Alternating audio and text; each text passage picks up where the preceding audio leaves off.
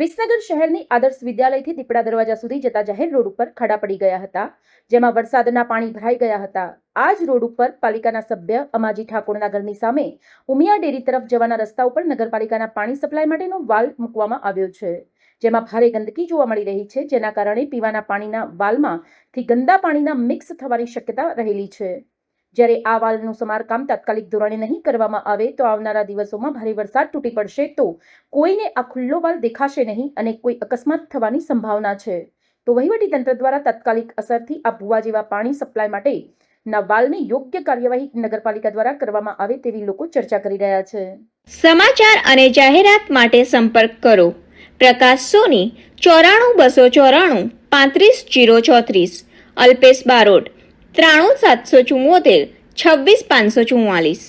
विसनगर के न्यूज़।